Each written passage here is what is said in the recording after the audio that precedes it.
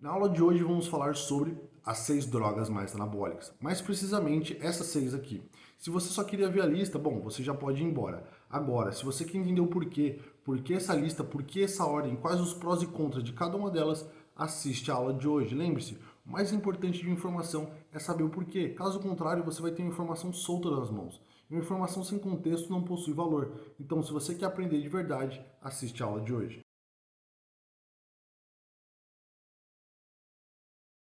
Seja muito bem-vindo a mais uma aula. Se você não me conhece, meu nome é Rafael Lima e eu sou o fundador da mentoria esportiva IST. Na aula de hoje vamos falar sobre as 6 drogas mais anabólicas. Então vamos lá.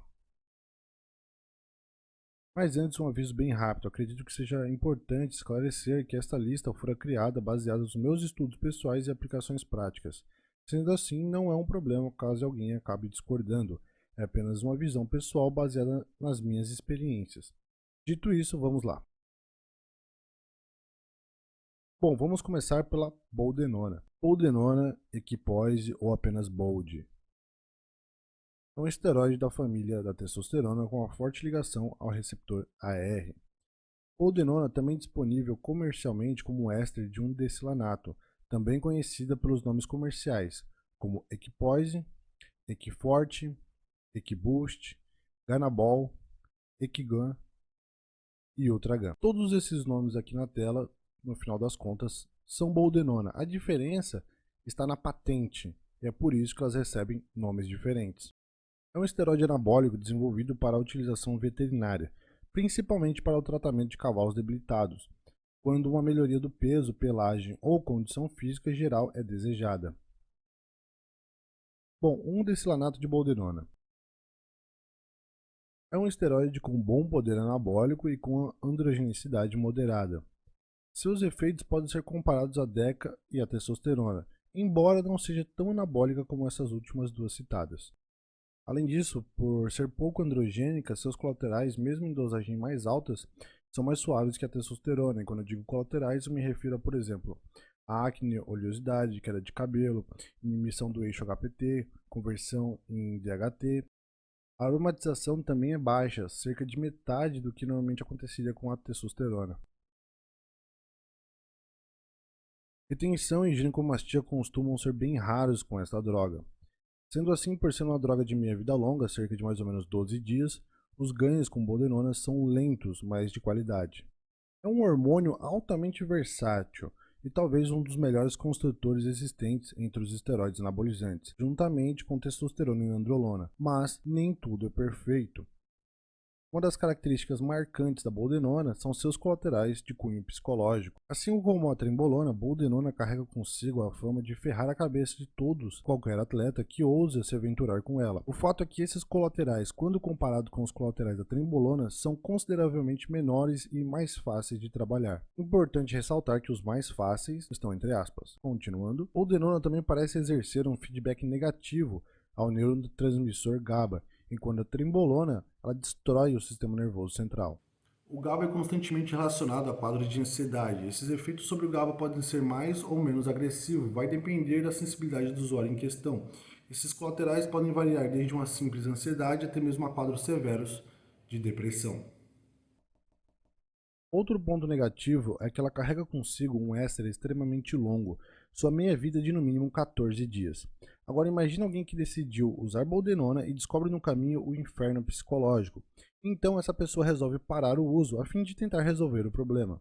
Sabendo que precisamos de no mínimo 5 meia-vidas para remover toda e qualquer substância restante no sangue, precisaríamos de no mínimo 70 dias para se livrar totalmente dos impactos negativos da boldenona.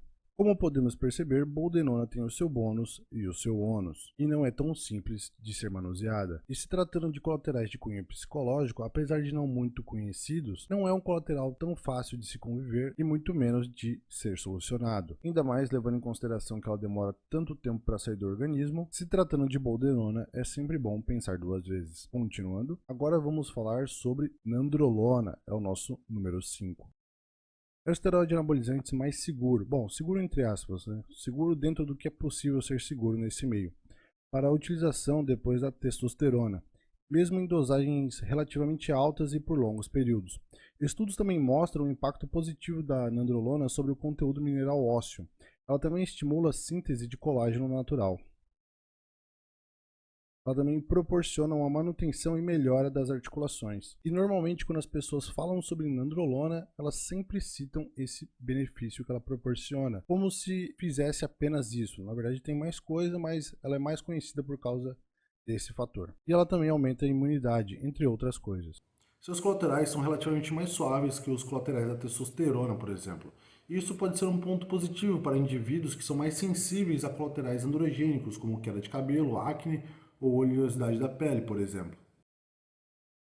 Bom, a DECA é uma progestina, assim como a trembolona, entretanto, ela não apresenta colaterais severos sobre o sistema nervoso central, o inferno que eu mencionei anteriormente.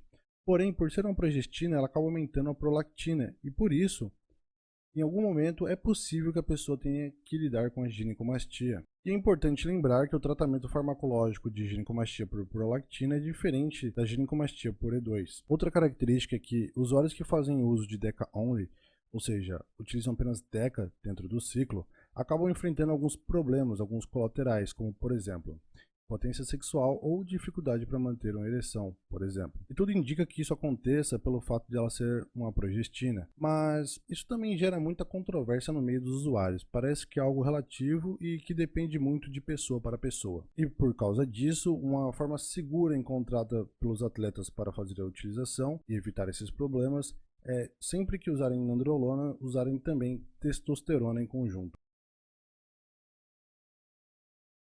Por ser uma progestina, DECA também aromatiza, mas numa porcentagem muito menor do que as drogas que serão citadas aqui posteriormente.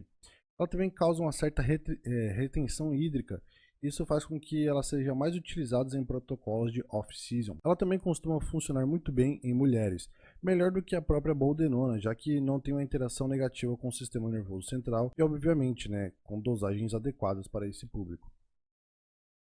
A DECA, diferente das outras drogas, costuma trazer ganhos extremamente sólidos, mais sólidos do que a própria testosterona, embora seja menos anabólica que a mesma. E um ponto importante que precisa ser ressaltado aqui é o seguinte: apesar dos ganhos serem extremamente sólidos, eles precisam de muito mais tempo para acontecer. E por que isso acontece? Porque ela é uma droga menos anabólica.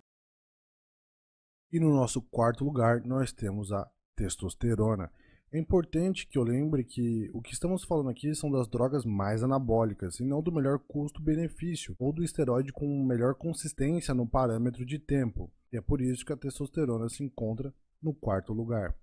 E também é importante lembrar que já tem uma aula aqui no canal, essa aula, dedicada exclusivamente para falar da testosterona. Então, se você quiser aprofundar mais no assunto, assista essa aula. E também temos outra aula onde eu explico por que a testosterona é a base de todo o ciclo. Então, são duas aulas que eu recomendo que você assista. Sabendo disso, então eu só vou destacar alguns pontos sobre a testosterona. Bom, vamos lá. É uma droga extremamente anabólica e androgênica. E também ela é sinérgica com praticamente todos os outros esteroides anabolizantes existentes. Sim, isso mesmo. Os seus colaterais são de fácil manejo. Bom, com um mínimo de conhecimento, a pessoa é capaz de fazer as manutenções dos colaterais da testosterona sem ter maiores prejuízos. Ela acaba sendo inserida tanto em off como em contest, porque ela é uma droga bastante versátil, já que os receptores da testosterona exógena são os mesmos receptores da testosterona endógena. O colateral que mais se destaca quando estamos falando de testosterona é a famosa ginecomastia, mas novamente não vejo como um grande problema se a pessoa sabe o que está fazendo.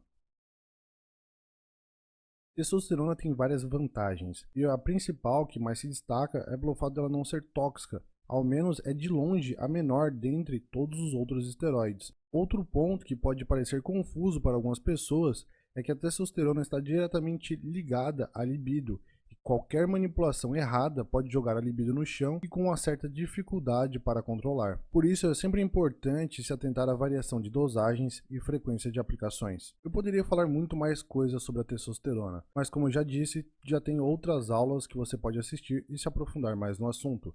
Então vamos prosseguir. No nosso terceiro lugar nós temos o hemogenin. Oximetolona é um derivado do DHT, um 17A com uma fraca ligação ao receptor androgênico, e é conhecido como o segundo esteroide anabolizante oral mais poderoso em relação à força e massa muscular. Semelhante ao D-Bol, seus ganhos são cheios de retenção hídrica e por isso pouco sólidos. Possui características de ser ainda mais perigosa que o D-Bol quando falamos de hepatotoxicidade e colaterais como pressão alta, dor de cabeça e inchaço. Colaterais ligados à androgenicidade também são mais potentes, como acne, queda de cabelo, oleosidade, e por ser um 17AA é considerado um dos mais agressivos dentro dessa classe. Por ser um derivado de DHT, ela não aromatiza, mas a ginecomastia pode acontecer por outra via. Também pode causar um feedback negativo com o perfil lipídico. Também mostra uma desvantagem sobre a sensibilidade à insulina, aumentando a resistência da mesma e a intolerância à glicose, o que pode ser um problema quanto à absorção de nutrientes. Se você não absorve nutrientes, fica difícil ter resultados.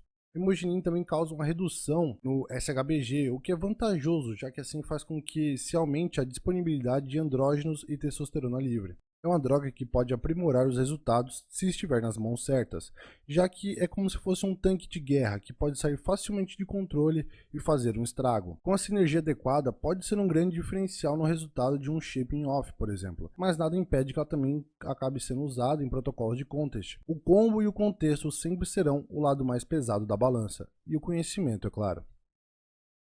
Nosso número 2 é o Dianabol. É uma droga da família da testosterona, mas existem dois pontos principais que diferem essas drogas, e eles são: diferente da testosterona, Dianabol tem uma fraca ligação ao receptor AR, e também por ser um 17AA, acaba sendo uma droga com alta hepatotoxicidade, por sobreviver à primeira passagem ao fígado. Dianabol é um anabolizante bem popular, e isso desde os anos 90, devido à sua capacidade tanto de gerar força e aumentar a massa muscular em períodos relativamente curtos. Mas apesar de ser uma droga poderosa para ganhos de massa muscular e força, seus ganhos não costumam ser de grande qualidade, já que ela é uma droga que gera grande retenção hídrica. Outro ponto favorável é que uma das suas características é ser extremamente anticatabólica, e ela consegue ir além com a sua capacidade de gerar, proliferar mais receptores androgênicos. Efeitos colaterais, como pressão alta, ginecomastia, acne, queda de cabelo, são quase certos com a utilização de Dianabol. Acredito que tenha ficado claro que Dianabol, apesar de ser extremamente anabólica e anticatabólica, ela também é uma droga extremamente agressiva, e em contrapartida também tem seus ganhos de certa forma bem limitados. E no primeiro lugar, nós temos a Trembolona. É um esteroide da família 19-nor das androlonas com forte ligação ao receptor AR. Diferente da testosterona, tem uma baixíssima taxa de conversão de estrogênio pela enzima aromatase. Mesmo sendo uma progestina, ela mostra vantagens nesse aspecto, o que reduz consideravelmente problemas como ginecomastia. Não é garantia que isso não vai acontecer em hipótese alguma, só que as chances disso acontecer passam a ser relativamente muito baixas. Outro ponto é que, por não causar retenção hídrica, a trembolona também ganha pontos em relação à pressão arterial. E isso também reflete no aspecto físico, sabe? A parte estética, resultando em um shape mais limpo, denso e que está com aquele aspecto de pele colada ao músculo. Mas é claro, esse último ponto vai depender muito do grau de treinamento e do percentual de BF. A trembolona, por ser um esteroide anabolizante destinado ao uso veterinário, sofre uma certa carência de estudos que relatem os seus impactos sistêmicos sobre o corpo humano. Ela começou a ser distribuída nos anos 80 e logo se tornou popular, adivinha entre quem? Os fisiculturistas, é claro. E não seria por menos. Não é à toa que Trembolona ganhou seu espaço, sua fama, amada por muitos, temida por outros, seja pelo seu alto poder anabólico ou androgênico.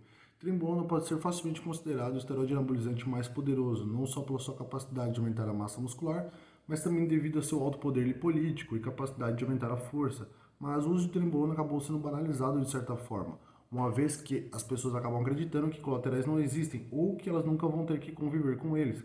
Até que isso acontece, então elas acabam descobrindo que o preço pode ser alto demais.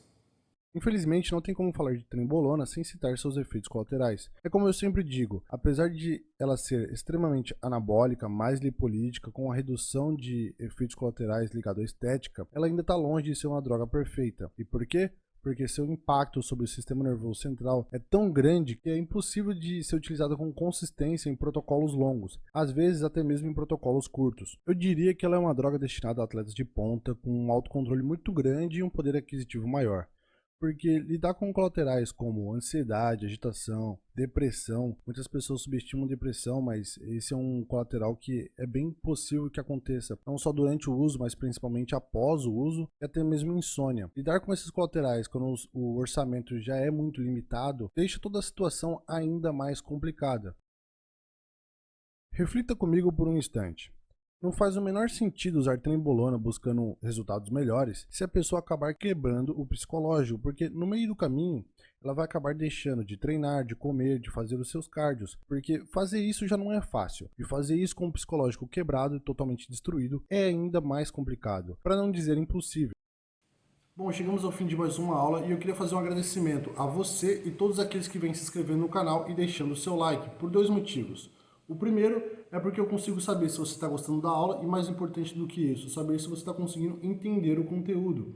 E o segundo motivo é porque isso valoriza não só a aula em si, mas também o canal. E isso é muito importante, uma vez que o YouTube não gosta muito desse tipo de conteúdo. Então, agradeço imensamente a sua companhia, espero te ver numa próxima aula, forte abraço e te vejo em breve.